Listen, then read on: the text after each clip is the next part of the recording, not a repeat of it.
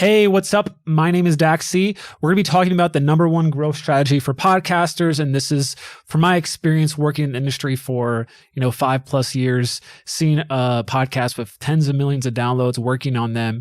And what I have seen from ground up, what's going to work for people to grow their podcast. So if you're new here, comment below. I want to say what's up to everybody in the comments.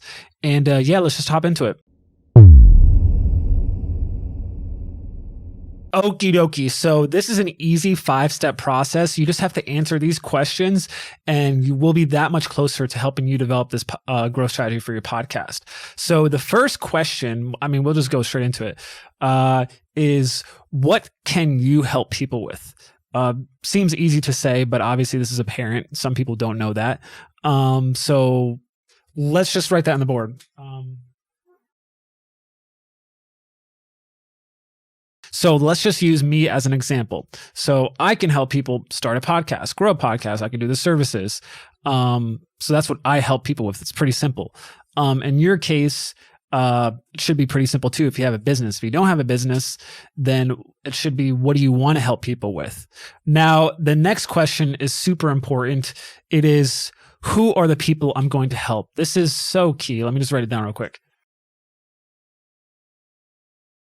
Now, you can't help everybody. I can't help everyone start a podcast, but the who usually comes around a few questions.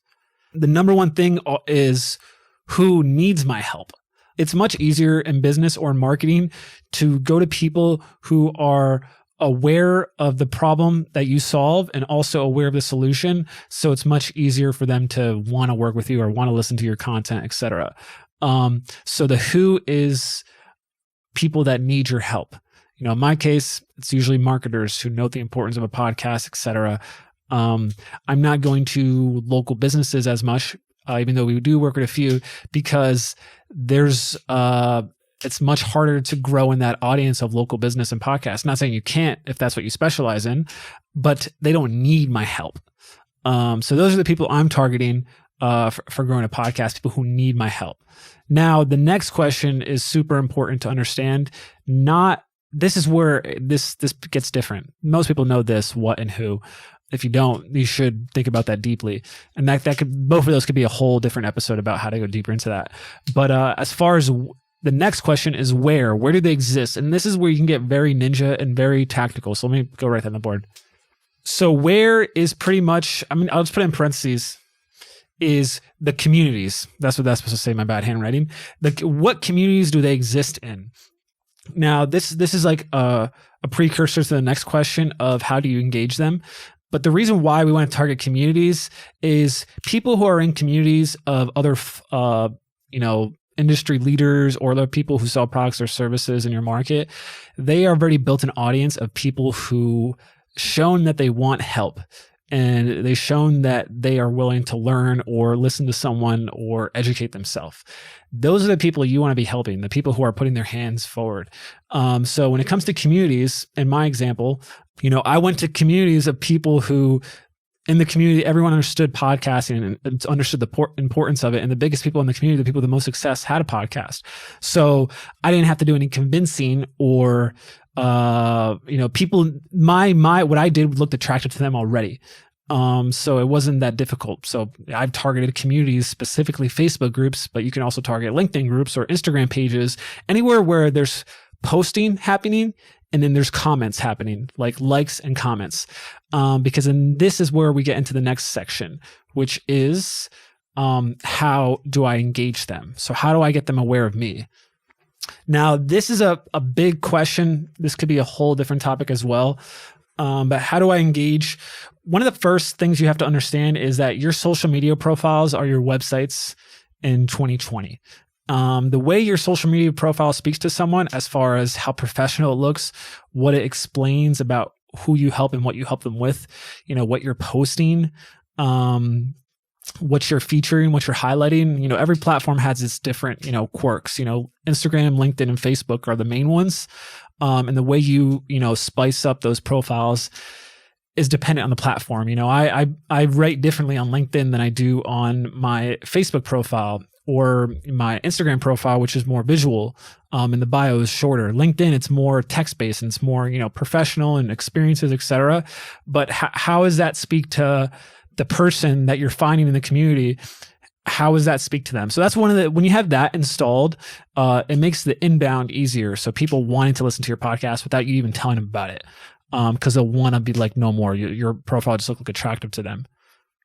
Now, one of the keys to engaging people is, like I said earlier, find people who are active in the communities and, answer their questions, become friends, ask a lot of questions, and engage with them. Initially I did it pretty passively. I would just add people. I would just see who's commenting on posts or who's making posts. I would like it. I would add my 2 cents and then I would add them as a friend, so that when I posted, I knew that they would likely like the stuff I posted, because they fall into my category of my who. Same thing with Instagram, etc. You just work it out. Gary Vee calls it the 2 cent strategy, or the $1.80. So give your 2 cents on, the top 9 posts and 9 hashtags. So every day it comes out to $1.80. And then over time, those people will follow you, because they've already proven to like or comment on other stuff. They most likely will like or comment on your stuff or be interested when you post something that's relevant to them. And that's where this third piece comes in. So this could be automated. This could be systematic, where you're always in the communities, you're always adding people every day, you're always engaging, or you have an assistant doing that for you. But the next part is where, this is a whole different topic as well. But this is where your creativity, your masterfulness, if that's a word, comes into play. So, and that's why will they listen to you? So now for this, why will they listen? A lot of things come into play. Specifically, you have to understand what your audience wants or what they desire and what's holding them back, and how could you help them get there.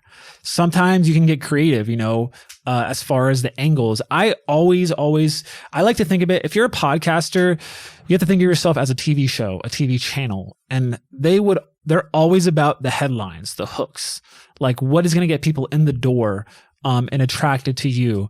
And that's literally what you have to talk about. You have to bring on, if you can't talk about it, bring on guests that can talk about it, because you want to serve your audience if you have a podcast. Now, this to me is the number one growth strategy if you're starting from the ground up. If you have this in place, then I can grow any podcast if I have this in place. Because all it is messaging and a targeted messaging, and then a strategy to get that in front of the right eyeballs. And to me, the reason why this is the number one growth strategy is because it's the most consistent, reliable, and predictable. We've done this with many clients. I have a lot of friends who have been in my programs who have done this, because it's common sense. You're getting in front of the people who already use social media, and you're just posting the same stuff that they already like, but it's a different person, and then you have a different angle. Now, there's a lot of things that go into each one of these in depth as far as making it good, as far as, really figuring out the who, or maybe honing in on your what better, or the where, or the how it has to do more with systems and processes, and the why they would listen has to do with you playing with different types of content and creatives, and sometimes you get lucky, sometimes you get a piece of content that goes viral, but it's super important to have these in place, and especially the last one, if you want it to stick around. The why is important, because people will not listen to your podcast the first time they find out about you. Just being honest. They'll consume your media first, and then they'll listen when it's really a big topic. It's something that they really care about, because it is a time investment on their end.